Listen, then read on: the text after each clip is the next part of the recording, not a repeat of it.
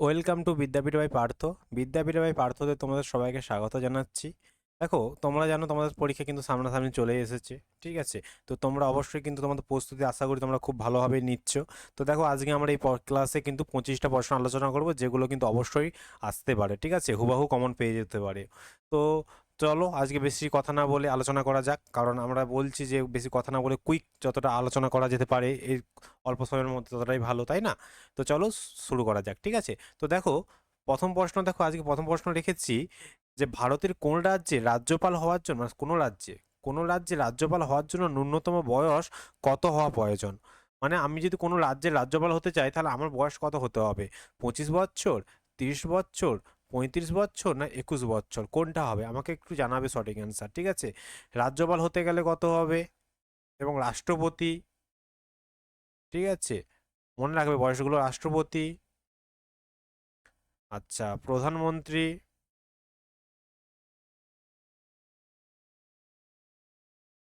এগুলো হতে গেলে কত বয়স লাগবে বলো তো? রাষ্ট্রপতি হতে গেলে কিন্তু 35 লাগবে, প্রধানমন্ত্রী মিনিমাম তোমার লাগবে কত? ন্যূনতম লাগবে 25, এই ন্যূনতম লাগবে 25, হ্যাঁ। আর রাষ্ট্রপতি হলে ন্যূনতম 35। দেখো, তো এক্ষেত্রে রাজ্যপাল, মনে রাখবে কোনো রাজ্যের রাজ্যপাল হতে গেলে তোমাকে কিন্তু 35 বছর হতে হবে। ঠিক আছে, আচ্ছা, রাজ্যপালকে কে নিয়োগ করে বলো তো? আমাদের রাজ্যপালকে, যে কোনো রাজ্যের রাজ্যপাল, ঠিক আছে, তো এই রাজ্যপালকে নিয়োগ কে করে? নিয়োগ করে কে বলো? মনে রাখবে রাষ্ট্রপতি। কি বললাম? রাষ্ট্রপতি। রাষ্ট্রপতি নিয়োগ করে আর ওথ পাঠ করে, অর্থাৎ শপথ বাক্য। শপথ বাক্য পাঠ করায় কে? না হাইকোর্টের প্রধানমন্ত্রী, মানে ওই যে যে রাজ্যে হচ্ছে ওই রাজ্যের হাইকোর্টের যে প্রধান বিচারপতি বা প্রবীণতম যে বিচারপতি তিনি করান। ঠিক আছে, হাইকোর্টের প্রধান বিচারপতি। ওকে, ক্লিয়ার? আশা করি ক্লিয়ার। এগুলো একটু দেখে রাখবে। দেখো, 2 নম্বর প্রশ্ন, ছত্তিশগড় রাজ্য তৈরি হয়েছে কোন রাজ্য ভেঙে? বলো, ছত্তিশগড় রাজ্য কোন রাজ্য ভেঙে হয়েছে? মধ্যপ্রদেশ ভেঙে হয়েছে, অন্ধ্রপ্রদেশ ভেঙে হয়েছে, কর্ণাটক ভেঙে হয়েছে, ঝাড়খণ্ড ভেঙে হয়েছে? বলো তো সঠিক অ্যান্সার কি হবে? দেখো, এক্ষেত্রে মনে রাখবে এই যে ছত্তিশগড় রাজ্যটা, এটা কিন্তু মধ্যপ্রদেশ। ঠিক আছে, মধ্যপ্রদেশের, মানে মধ্যপ্রদেশটাকে ভেঙে ছত্তিশগড় হয়েছে রাজ্য। ওকে, আচ্ছা। আচ্ছা, তোমরা কি বলতে পারবে যে ছত্তিশগড় রাজ্যটা উম, তোমার কবে ভেঙেছে? ঠিক আছে, ছত্তিশগড় রাজ্যটা কবে ভেঙেছে? কে বলতে পারবে বলো?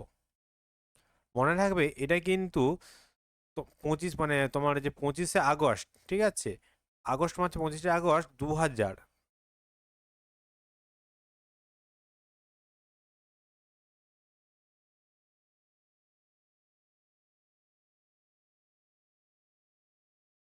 ঠিক আছে, 2000 সালে ভেঙেছিল এটা।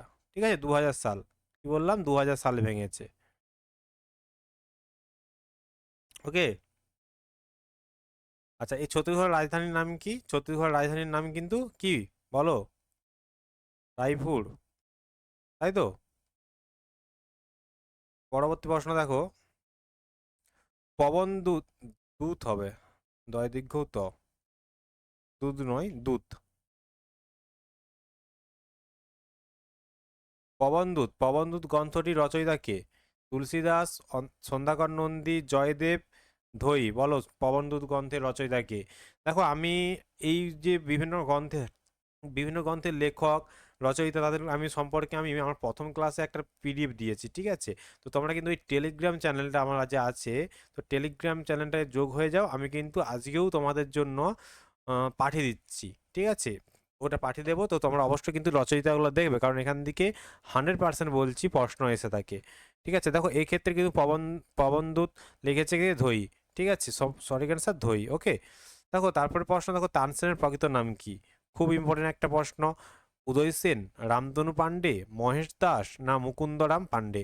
সঠিক অ্যান্সার কি হবে অবশ্যই জানাও। যে তানসেনের প্রকৃত নাম কি ছিল? অবশ্যই কিন্তু বি সঠিক অ্যান্সার, রামতনু পাণ্ডে। মনে রাখবে রামতনু পাণ্ডে কার আসল নাম? তানসেনের। ঠিক আছে, আচ্ছা, ভারতের সবচেয়ে কম জনঘনত্ব বিশিষ্ট রাজ্যটির নাম কি বলো তো? জনঘনত্ব সবচেয়ে কম কোথায়? অরুণাচল প্রদেশে, বিহারে, গোয়াতে, না সিকিমে? সঠিক অ্যান্সার কি হবে? মনে রাখবে জনঘনত্ব, যদি বলো জনঘনত্ব সবচেয়ে বেশি কোথায়, জনঘনত্ব বেশি হচ্ছে বিহার, কি বললাম, বিহার, ঠিক আছে। আর কম বললে, কম হলে কত, কোনটা হবে, অবশ্যই কিন্তু অরুণাচল প্রদেশ, কম বললে অরুণাচল প্রদেশ। আচ্ছা, জনসংখ্যা কম কোন রাজ্যে, বলো, জনসংখ্যা কম কোথায়, বলো তো, সিকিম, সিকিমে কম।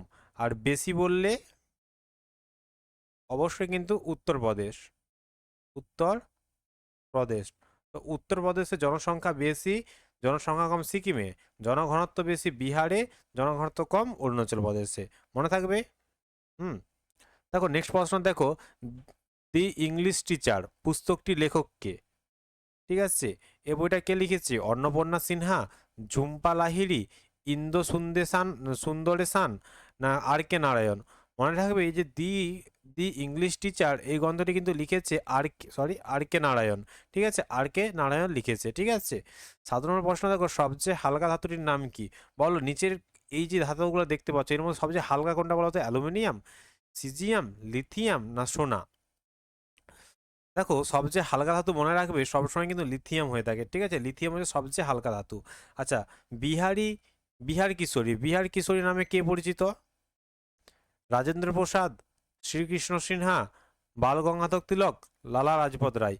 কে বিহার কিশোরী নামে কে পরিচিত, বিহার কিশোরী নামে পরিচিত কিন্তু বাল গঙ্গাধর বলছি, শ্রীকৃষ্ণ সিনহা, শ্রীকৃষ্ণ সিনহা কিন্তু বিহারি কিশোরী নামে পরিচিত। ওকে। দেখো 9 নম্বর প্রশ্ন দেখো, বাচিন্দ্রী, এটা বাচিন্দ্রী পাল হবে, পয়াকার ল, সরি, বাচিন্দ্রী পাল নিম্নের কোনটির জন্য বিখ্যাত ছিল, সাঁতার, পর্বত আরোহণ, সাংবাদিকতা, অ্যাথলেটিক। আমরা সবাই জেনেছি না বাচেন্দ্রী পাল একটা পর্বত আরোহী ছিল একজন, তাহলে পর্বত আরোহী সঠিক অ্যান্সার এখানে কি হবে, পর্বত একটা আরোহী ছিলেন, তিনি পর্বতে যেতেন এবং মানে পর্বতের বিভিন্ন উঁচু উঁচু শৃঙ্গগুলোকে চড়তেন, তাই তো। আচ্ছা, শালগাছ হলো একটি কি, শালগাছ একটা কি, বলো, বলো তো, পশ্চিমবঙ্গে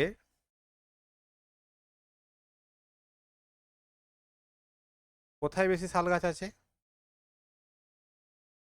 কোথায় বেশি শালগাছ আছে। আমি কিন্তু যেখানে বসে আছি সে জায়গাটায় কিন্তু খুব শাল গাছ আছে, এবং আমি কিন্তু আপাতত এখন শাল বাগানের মতোই বলতে পারো, শাল বাগানের ধারেই বসে আমাদের বাড়ি, তো সেখানে বসে কিন্তু আমি ধরো ভিডিওটা বানাচ্ছি, ঠিক আছে। তো বলো তাহলে, গেস করো কোন কোন জেলা, আর তুমি যে যেটা উত্তর হবে, যে জেলা বেশি মানে আছে শাল গাছ, সে জেলায় কিন্তু আমার বাড়ি, এবং অবশ্যই কিন্তু আমাদের বাড়ির সামনেই কিন্তু শাল গাছ আছে অনেক, ঠিক আছে। তো শাল গাছ তো একটা কি পূর্ণমোচী গাছ, ঠিক আছে। 11 নম্বর প্রশ্ন দেখো, নিম্নের রাজ্যের মধ্যে কোন রাজ্যে বিধান পরিষদ নেই। দেখো, বিধান পরিষদ আর বিধানসভা দুটো, ঠিক আছে, আমাদের রাজ্য আইনসভা আছে না, রাজ্য আইনসভা, রাজ্য আইনসভা, এই রাজ্য আইনসভা কটা কক্ষ বলো তো, দুটো কক্ষ না, দুটো কক্ষ, একটা উচ্চ কক্ষ আর নিম্ন কক্ষ, তাই না। উচ্চকক্ষের নাম কি, উচ্চকক্ষের নাম মনে রাখে বিধান পরিষদ, বিধান পরিষদ, উচ্চকক্ষের নাম, ঠিক আছে। আর নিম্নকক্ষের নাম কি, বিধানসভা। এই যে সামনে বিধানসভার ভোট, আমাদের তো বৃহস্পতিবার থেকে, তোমাদের কবে অবশ্য তোমরা জানো, যে বিধানসভা, সরি বিধানসভা, হ্যাঁ। তো এই হচ্ছে দুটো কক্ষ, আর রাজ্য আইনসভা দুটো কক্ষ, একটা হচ্ছে উচ্চকক্ষ আর একটা নিম্নকক্ষ। তো উচ্চকক্ষের নাম বিধান পরিষদ, আর নিম্নকক্ষের নাম বিধানসভা, একটু মনে রাখে দেবে, ঠিক আছে। তো বলো এই নিম্নের মধ্যে কোনটাতে বিধান পরিষদ নেই। মনে রাখবে বিধান পরিষদ মাত্র কিন্তু 6টা রাজ্যে আছে ভারতের, 6টা রাজ্যে আছে, আমাদের রাজ্যেও ছিল কিন্তু এখন আর নেই, ঠিক আছে। এদের মধ্যে কোনটাই নেই, কর্ণাটক, মধ্যপ্রদেশ, তেলেঙ্গানা, না উত্তরপ্রদেশ, কার নেই, অবশ্যই মনে রাখবে মধ্যপ্রদেশের কিন্তু বিধান পরিষদ নেই, পশ্চিমবঙ্গের কিন্তু বিধান পরিষদ নেই, শুধু বিধানসভা রয়েছে। আচ্ছা, গোল্ডেন ডাক শব্দটি কোন খেলার সঙ্গে যুক্ত, তোমাদের সবার ফেভারিট খেলা, তোমরা সবাই অবশ্যই দেখছো, খেলাটা কিন্তু এখন চলছে খুব, নাই তো, ফুটবল, হকি, টেনিস, ক্রিকেট, অবশ্যই কিন্তু ক্রিকেট, ক্রিকেট খেলার সঙ্গে কিন্তু ডাক শব্দ যুক্ত। এর সঙ্গে মনে রাখবে গোল্ডেন ডাক বা ডাক, ঠিক আছে। তারপর স্কোয়ার, কি বলে তোমার আপনার ওই ইয়র্কার, এই সমস্ত শব্দগুলো মনে রেখে দেবে, ঠিক আছে, গুগলি বল, গুগলি, এই সমস্ত শব্দগুলো কার সঙ্গে যুক্ত, এই ক্রিকেটের সঙ্গে যুক্ত, ঠিক আছে। আচ্ছা, দেখো 13, পিতলে কোন কোন ধাতু থাকে, তামা ও জিঙ্ক, তামা ও ক্রোমিয়াম, তামা আর কি ওটি, আর উপরে কোনটি নয়? দেখো আমি উত্তর পেয়ে গেছি, সঠিক অ্যান্সার তামা ও জিঙ্ক। অবশ্যই কিন্তু পিতলে কি ধাতু থাকে? তামা ও জিঙ্ক বলে একটা ধাতু থাকে, ঠিক আছে। আচ্ছা, মগধের রাজধানী কি ছিল? ভেরি ভেরি একটা ইম্পর্টেন্ট প্রশ্ন। মগধের রাজধানী কি ছিল? বৈশালী ছিল, রাজগৃহ ছিল, ইন্দ্রপ্রস্থ ছিল, উজ্জয়িনী ছিল। বলো তো সঠিক অ্যান্সার কি হবে? মগধের রাজধানী মনে রাখবে কি ছিল? রাজগৃহ ছিল, তাই না? কিন্তু এই রাজধানীটা, এই রাজগৃহ থেকে কিন্তু এক রাজধানীর পাল্টে ছিল পাটলিপুত্র। পাটলিপুত্র কে করেছিল বলো তো? উজ্জয়িনী করেছিল। উদয়িনী, সরি উদয়িনী। উদয়িনী, যিনি ছিলেন হর্ষক বংশের একজন রাজা। আচ্ছা, পঞ্চম প্রশ্ন, গম্ভীরা কোন রাজ্যের একটা লোকনৃত্য? একটা ফেমাস লোকনৃত্য গম্ভীরা, ঠিক আছে। এটা কোন রাজ্যের লোকনৃত্য? পশ্চিমবঙ্গ, বিহার, উড়িষ্যা, আসাম। দেখো গম্ভীরা কিন্তু আমাদের রাজ্যেরই একটা ফেমাস লোকনৃত্য, যেটার নাম হচ্ছে পশ্চিমবঙ্গ, তাই তো? এই পশ্চিমবঙ্গটা কোথায় বিখ্যাত? অবশ্যই কিন্তু মনে রাখবে মালদাহ, ঠিক আছে, মালদাতে। এই মালদহতে কিন্তু প্রচুর বিখ্যাত এই গম্ভীরা নৃত্য। ওকে। আচ্ছা, রানা প্রতাপ সাগর বাঁধ কোন নদীর উপর নির্মিত হয়েছে? অপশানে অবশ্যই কিন্তু আমরা বলো। তো সঠিক অ্যান্সার জানাবে যে চম্বল, না গঙ্গা, না গোদাবরী, না নর্মদা। রানা প্রতাপ সাগর বাঁধ কোথায়? বাঁধার বাঁধ হবে, ঠিক আছে, বাঁধ। এত ভুল করতে পারে? বাঁধ কোন নদীতে আছে? অবশ্যই কিন্তু এটা সঠিক অ্যান্সার কিন্তু চম্বল, চম্বল নদীর তীরে আছে, ঠিক আছে। আচ্ছা, ইসরো সদর দপ্তর কোথায়? আমরা জানি ইসরো, ইসরো এর সদর দপ্তর কোথায় আছে? বেঙ্গালুরু, হায়দ্রাবাদ, কলকাতা, চেন্নাই। সঠিক অ্যান্সার কি হবে? অবশ্যই মনে রাখবে ইসরো সদর দপ্তর কিন্তু বেঙ্গালুরুতে রয়েছে। কোথায়? বেঙ্গালুরুতে। ওকে। আচ্ছা, 18 নম্বর প্রশ্ন দেখো, ভারতের প্রথম 24 গুণিত মানে 24 আওয়ার্স, 7 দিন, ঠিক আছে, 24 গুণিত 7 মানে 7 দিনে 24 ঘন্টা সৌরশক্তি চালিত গ্রাম নামটা কি? মাধেরা। মাধেরা কোন রাজ্যে অবস্থিত?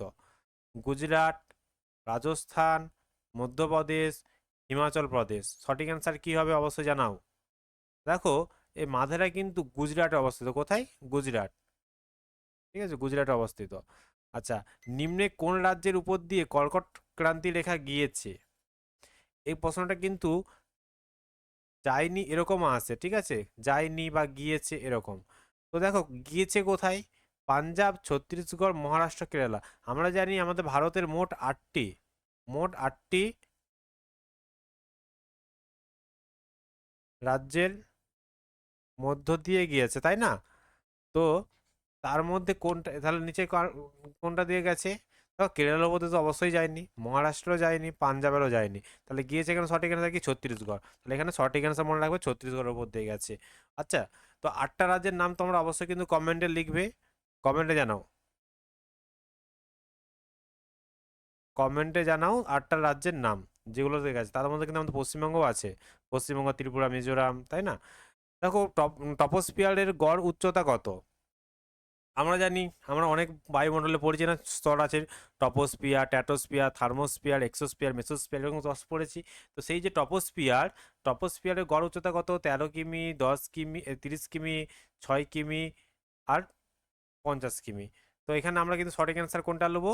13 কিমিটা নেব, ঠিক আছে। তো 13 কিমি সঠিক অ্যান্সার হয়ে যাবে। আচ্ছা, 21 নম্বর প্রশ্ন দেখো, বন্যপ্রাণী সংরক্ষণ আইন কবে চালু হয়? বন্যপ্রাণী সংরক্ষণ কবে চালু হয়েছিল? 1975, 1972, 1982, 1984। সঠিক অ্যান্সার কি হবে? সঠিক অ্যান্সার কিন্তু অবশ্যই 1972। 1972 সালে বন্যপ্রাণী সংরক্ষণ আইন চালু হয়েছিল, ঠিক আছে। আচ্ছা, 22 নম্বর প্রশ্ন দেখো, ভারতের প্রথম মহিলা রাজ্যপালের নাম কি ছিল? ভারতের প্রথম কোন মহিলা যিনি রাজ্যপাল হয়েছিল কোনো রাজ্যের? সরোজিনী নাইডু, অরুণ অরুণা আসাফ আলী, বিজয় লক্ষ্মী পণ্ডিত, না পদ্মজা নাইডু? আচ্ছা, এই পদ্মজা নাইডু কিন্তু পশ্চিমবঙ্গের প্রথম হয়েছিল, পশ্চিমবঙ্গের প্রথম মহিলা মানে রাজ্যপাল। তো সরোজিনী নাইডু এখানে সঠিক অ্যান্সার হয়ে যাবে, যিনি ভারতের প্রথম মহিলা রাজ্যপাল হিসেবে নিযুক্ত হয়েছিলেন, ঠিক আছে। 23 নম্বর প্রশ্ন দেখো, তাপমাত্রা তাপমাত্রা বাড়ার সঙ্গে ধাতুর রোধ কি হয়? বাড়ে, কমে, অপরিবর্তিত থাকে, না কোনোটিই নয়? কি হয় বলো?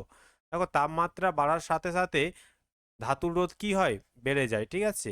তো অবশ্যই তোমাদের আরেকবার বলে দিচ্ছি, তোমরা যদি আমার এই নোটসটা পেতে চাও ফ্রিতে পুরো, তো অবশ্যই তোমরা কিন্তু আমার Telegram channel Vidyapith by Partha,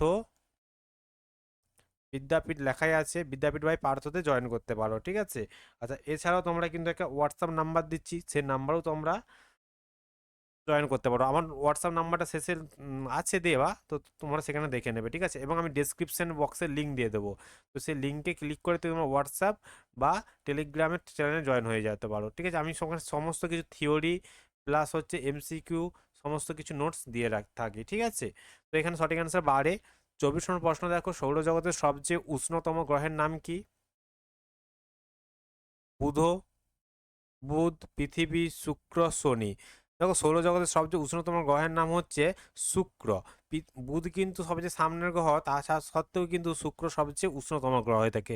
তার পিছনে একটা কারণ রয়েছে, আমি একটা লং ভিডিও তোমাদের দিয়েছি সৌরজগতের উপর, সেখানে আমি ডিসকাস করেছি, সেটা অবশ্যই তোমরা দেখে নেবে, ঠিক আছে?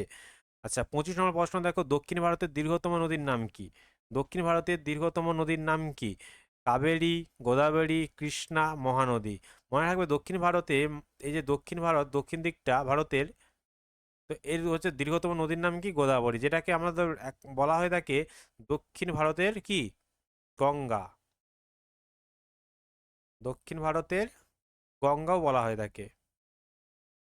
দক্ষিণ ভারতের গঙ্গা বলা হয় এই তোমার গঙ্গা নদীকে, এই সরি গোদাবরী নদীকে, ঠিক আছে? তো আজকে আমার এটাই শেষ প্রশ্ন ছিল, ঠিক আছে? এরপরে দেখা হবে নতুন একটা প্রশ্ন পরীক্ষা, এই সরি আরও একটা সিরিজে। তো তোমরা ততদিন কিন্তু আমার সঙ্গে থেকো এবং হোয়াটসঅ্যাপ গ্রুপে অবশ্যই কিন্তু জয়েন থেকো, ঠিক আছে? কারণ আমি সেখানে সমস্ত কিছু নোটস দিতে, আচ্ছা তোমাদেরকে একটা নাম্বার দিচ্ছি, যে নাম্বারটা কিন্তু হোয়াটসঅ্যাপ আছে, তোমরা সেখানে কিন্তু জয়েন হতে পারো হোয়াটসঅ্যাপ গ্রুপে, ঠিক আছে? দেখো নাম্বারটা অবশ্যই তুলে রাখো তোমরা। দেখো 9475909767। তো এই নাম্বারে হোয়াটসঅ্যাপ গ্রুপ রয়েছে, আমি লিঙ্ক দিয়ে দেবো, তবুও তোমরা কিন্তু এই গ্রুপে সরাসরি তোমরা জয়েন হতে পারো, ঠিক আছে? তো থ্যাংক ইউ সবাইকে এতক্ষণ থাকার জন্য তোমরা আমার সাথে। আর অবশ্যই কিন্তু আমার চ্যানেলটাকে সাবস্ক্রাইব, লাইক, শেয়ার করতে ভুলবে না, ঠিক আছে? তো ধন্যবাদ, চলো জয় জয় হিন্দ, সবাই কিন্তু কমেন্টে জয় হিন্দ লিখবে, ঠিক আছে? চলো পরবর্তী ক্লাসে দেখা হচ্ছে। জয় হিন্দ।